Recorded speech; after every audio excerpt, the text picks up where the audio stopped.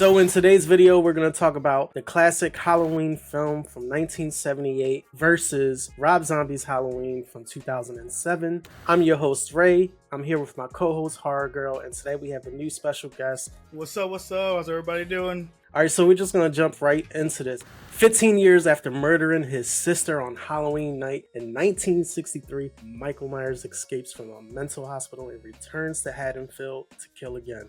This film was directed by John Carpenter, written by John Carpenter and Deborah Hill, starring Donald Pleasence and Jamie Lee Curtis. This film was released on October 27th, 1978, and it had a budget around $325,000 and grossed over $47 million worldwide.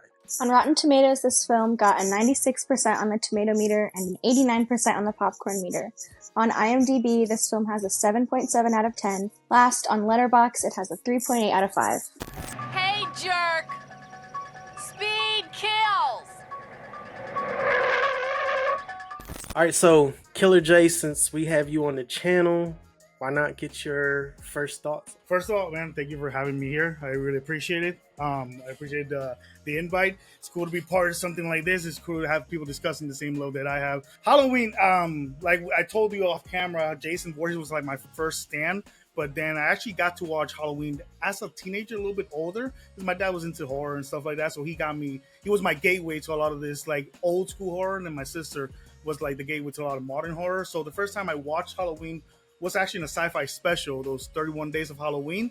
Oh, and nice. Man, even back when I was like a teenager, I kind of grasped the idea of why it was so scary for its time. Because like nowadays we have phones and stuff like that. Back in those days, there weren't even wireless phones in the house. So just just that mere idea of just not having that tool that we have every day, just thinking about it for those times just makes you a little more scared about the whole situation. And I kind of grasped the whole idea of why Michael was like a scary character, because even in the new one they make a reference how some dude killed 7 people. That's not a big deal, but back then, bro, that was a scary situation. So for me, the first time I watched it was scary for me. So I just fell in love with it ever since.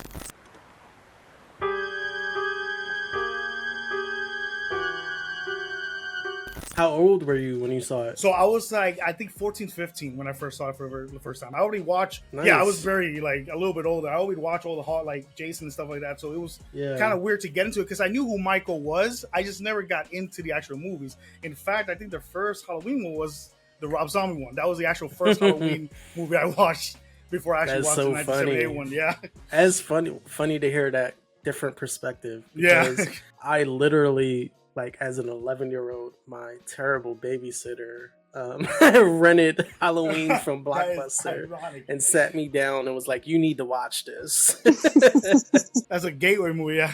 But I remember like just being stuck because I've never seen anything like that before. And as a kid, you know, seeing all this crazy shit that's happening with Michael. And you're in the same scenario with your babysitter too, so it's yeah. Exactly. It like burned into my brain, like those scenes, like especially with Tommy, like relating to Tommy Doyle being so scared that night.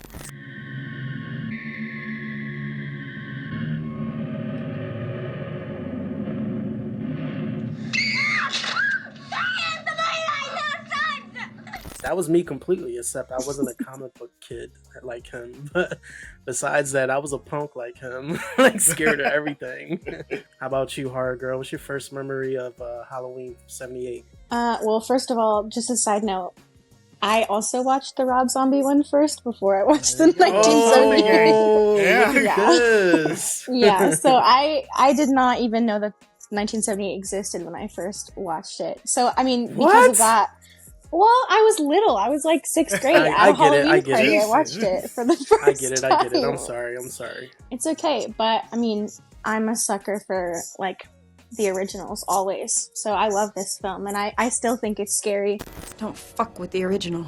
Nick Castle is the guy who plays Michael Myers on that one. Incredible, bro. Incredible, man. He just nailed it. Think about it, and in a scene at that time of so many slashers coming out as well, and so many characters trying to kind of bounce off and ping pong of who can be the scariest and who can have their signature thing. Michael stood out, and not by that much, because it wasn't, and that was the thing, the lack of actual human and like movement in him that made him scary. Yeah, and I think Nick Castle nailed it. Even in the 2018, that's where it kind of set to me where like, okay, I'm scared of Michael. I'm actually scared of Michael. Like, if I saw Michael, I'm like, yeah, that's scary dude.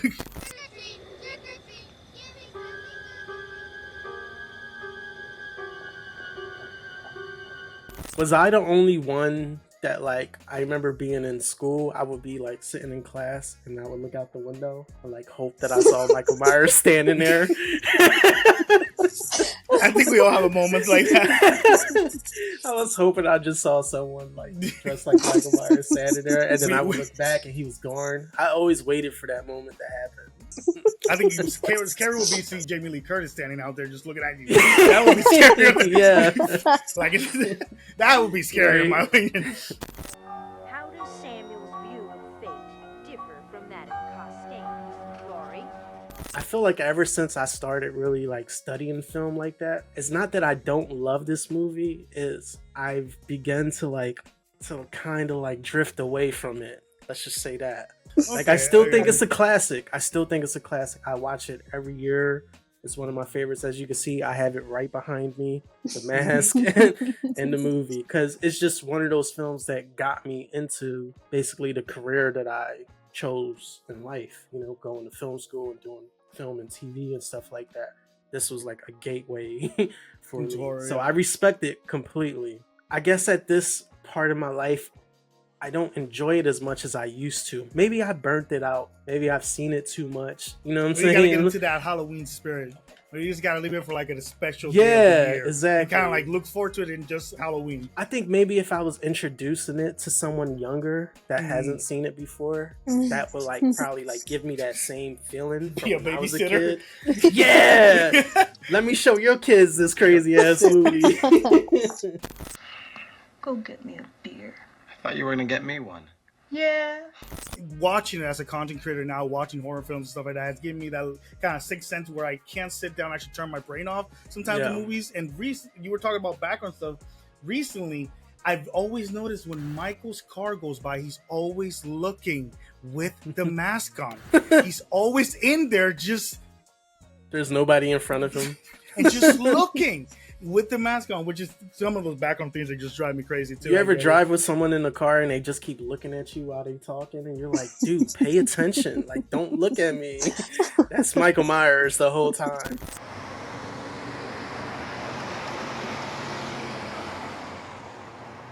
So, I have a list of 10 movies that are credited as being inspired by the 1978 Halloween. We got Stage Fright, The Funhouse, Alone in the Dark, My Bloody Valentine, Psycho 2, April Fool's Day. April Fool's Day? Damn, no!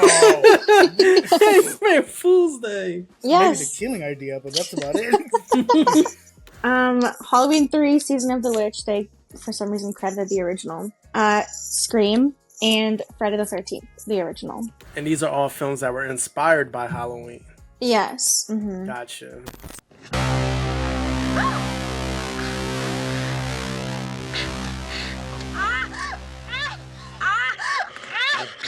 I do have a few directors who have cited John Carpenter's films, like not just Halloween, but him as a director, as inspiration for their films. So Adam Wingard, who did Godzilla vs. Kong, Sean Cunningham, who did Friday the 13th, Quentin Tarantino, and Wes Craven. Okay. Later. Halloween overall will, like I said, forever be one of my favorite films. It's kind of hard to not put it in the top 5 list of horror of all time. You know, the impact it had on me as being a VHS, you know, blockbuster renter when I was a kid, and just seeing how that film is still today like as impactful as when I was a kid. It just shows like the legacy of it, and I think it's really dope.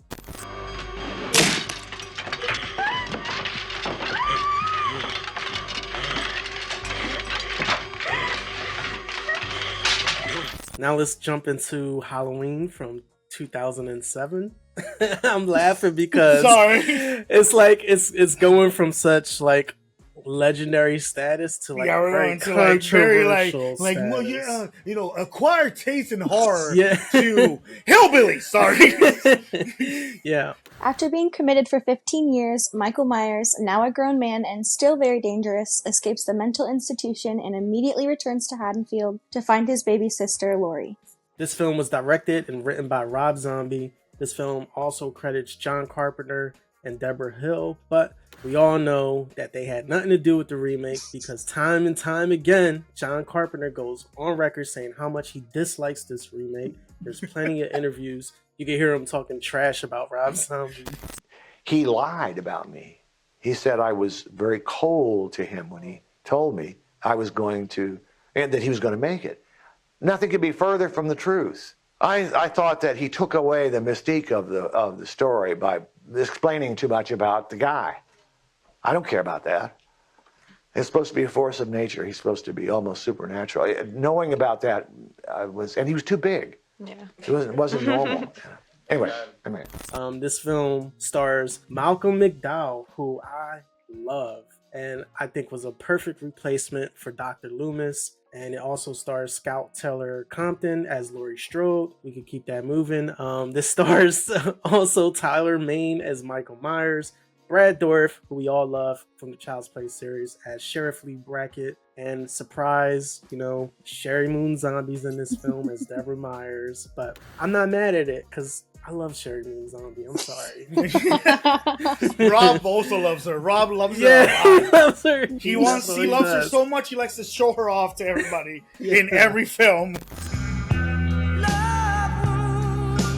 This film released on August 31st, 2007. It had a budget of $15 million and grossed over $80 million worldwide. On Rotten Tomatoes, this film got a 28% on the tomato meter and a 59% on the popcorn meter, which is very different from the original Halloween. Day and night, bro. Yeah. On IMDb, the film got a 6.0 out of 10 rating, and on Letterboxd, it has a 2.7 out of 5 rating. They couldn't even give it a 3. At least they give it a 0.5, Yeah. That's all that fucker does is cry. Now, going over both films and their stats, what do you think, Killer J, the difference in plot is between the two movies? What sticks out to you? To be honest, I gotta start off by saying this. I know we've been clowning on the film for a little while, but I love this film. I love this film. It was my first exposure to Michael Myers as a character, not Halloween. I can't admit that because later on I watched the original, and that's my exposure to Halloween. But it was my first exposure to Michael. And what I do like about the film is the origin of Michael in the film to a certain degree, but it kind of breaks that what if. Because, okay, we all know in the surface that's what's wrong with Michael. Michael's just a psychopath. He's just something goes wrong. But the whole idea of how, John Carpenter kept that mystique with Michael in the original, we were like, yeah, he's crazy, but why is he that freakishly strong, that determined, that cunning, I got something to add to that. The fact, this is what bothers me about John Carpenter with Halloween. And like I said, it's a classic. I'm not trying to bash it. But I feel like the excuse of not having a backstory for Michael is a fault in lazy writing. Yeah, I get it. I get it. I get it. But it has the whole mystique of it because even Jason got his whole backstory explained. Even Freddy, to a certain degree, got his whole backstory explained. And still in 2010, we were still looking at Michael, the original Michael. Yeah, if we're talking about the timeline. As if we're ignoring the Curse of Thorn. We're looking at him as he's just a psychopath. But for me, that I like what Rob Zombie did, but I didn't like that Rob Zombie just smothered it in Rob Zombie sauce. You know what I mean? I like the whole idea of let's give Michael this real world background into why he's this killer, he's this psychopath. It doesn't explain why he's 7 foot tall, but we'll get to that later.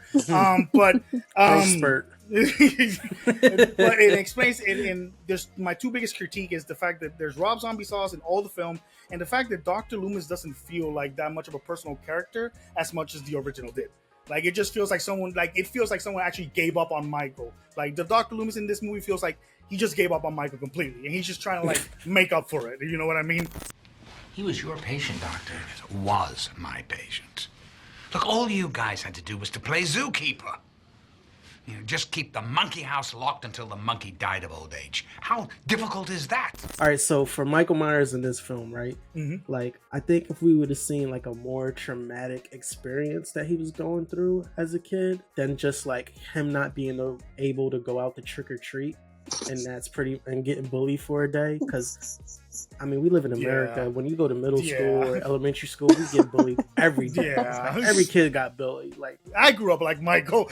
yeah, you know what I'm saying. I come from a Latino home. It's probably yeah. Especially if you're like into weirder things than other people, Yeah. you're definitely gonna get bullied. So the fact that we didn't get like a more traumatic type of experience on screen for Michael Myers, it kind of made like him killing his sisters and everyone else that night like whatever. Yeah, I get what you're saying. They also should have never showed little Michael Myers running from the principal's office to his locker because he was running so funny. I need to take him through a series of tests. You can talk to him, but what is it value? Bro, why did they tell you to run? I think the walking would have been a lot better, and even the bringing in the Michael Myers mask at that moment in the movie when he was a kid, and it just looks like this oversized head on him. It looks like a pop like a pop vinyl figure.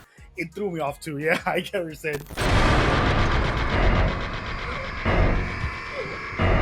Okay, I disagree with both of you, but it's okay.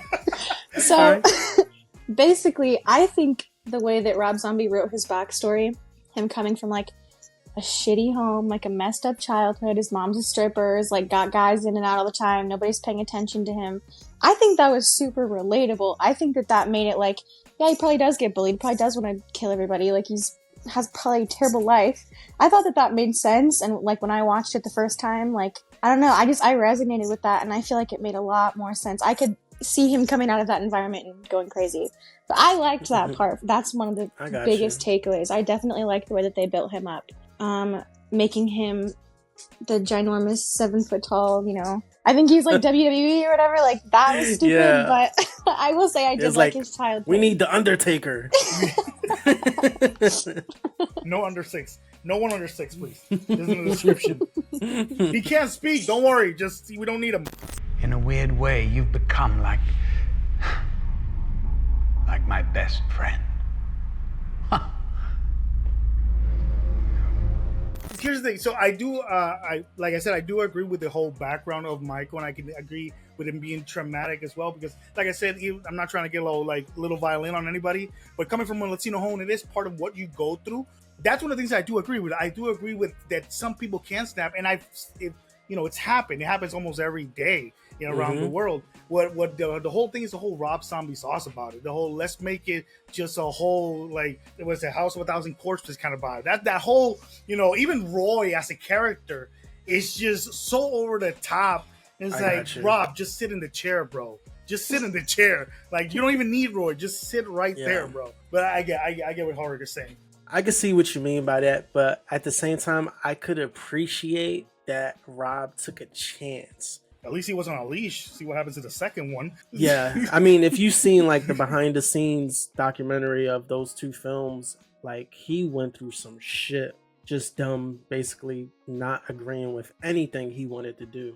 With that also being a point, it probably could have taken away like the beauty and the charm that he actually wanted to bring to the film. Maybe it would have been something different. Maybe this was like just a studio type of film, because that shit happens all the time on production where these EPs are the ones funding it, that they have no choice but to bow to them. Yep, you either have to do it or you don't. You don't get your movie. It's a double-edged sword. It kind of sucks, but I do appreciate the fact, like you say, he brings his own Rob Zombie sauce and everything to it. It doesn't bother me that much. It fits with the brutality of what they're trying to say, what they're trying to show and screen, though. Yeah. The whole Michael being 7 foot tall just fits what a Rob Zombie is. It is what it is, but it goes with the vibe of the actual whole film. I feel like if they didn't turn it up to that level, it was gonna feel just like another ripoff. It wasn't gonna feel like something original, and that's why the whole reason why we have people that still praise this film, and I'm still a fan of the film regardless.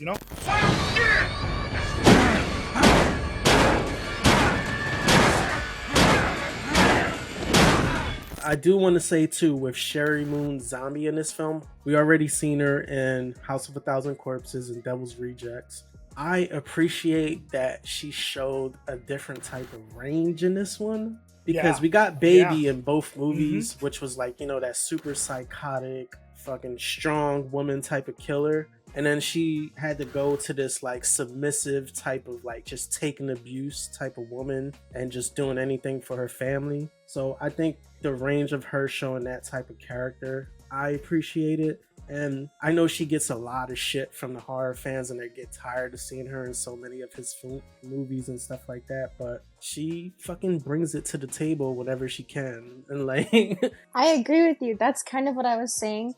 Like, back to where you're talking about his childhood, like the way that she portrayed like their life and her having to strip and being with that shitty guy, like I don't know, I just think it was so believable. I don't know, I really liked it. And I think that, like I said, just going back to what I said before, I think it's believable. And like I would say I resonate with that more than I did like the first storyline, like the original storyline, just because it's more like modernized maybe. And a lot of people, like we were saying, go through the same thing. So, and I like her too. Just a side note, I fucking love Sherry Moon Zombie, so.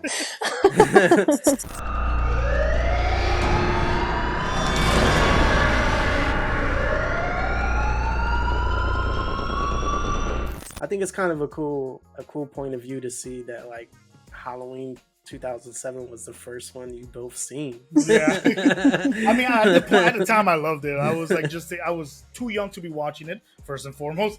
But yeah, I loved it. I came out of it and I'm like, I would talk where I watched it with my mom at the time. Thank you, Mom, for that too.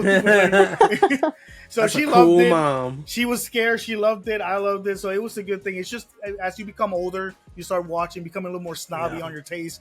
You start changing, rewatching some stuff. You're like, you know, there's certain criticisms that I have with the film. Like, for example, one point that I have that's very important, I feel, and this is going to be probably a little bit, you know, off the thing, but I felt that they should have not give any lines to Michael in that film. Not even Kid Michael. Not even as a kid? Yeah, even if they kept them silent, it would have kind of, because they even explained to the point where he's like, oh, he just stopped talking. He just stopped talking. At some point, he got so angry, he just stopped talking. Judith, I'm gonna be late. Judith, I'm gonna be late.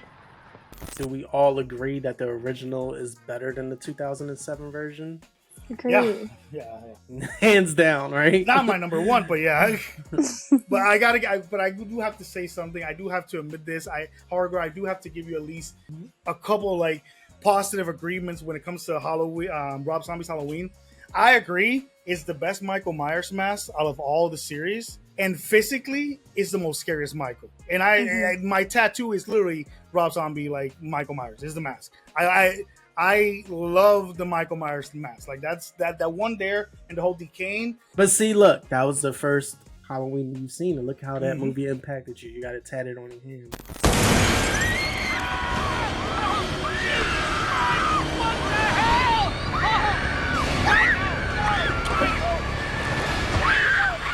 Alright, so that wraps up this video about Halloween 78 versus Rob Zombie's Halloween. Killer J, I appreciate you joining us for this video.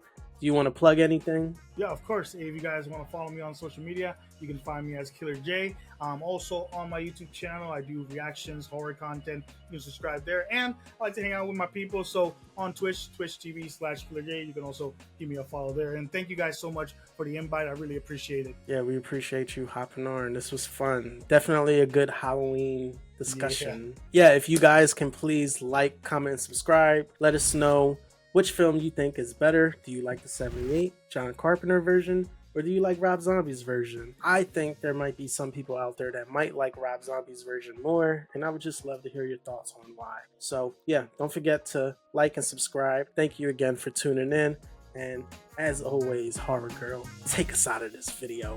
Thanks for watching. See you next time.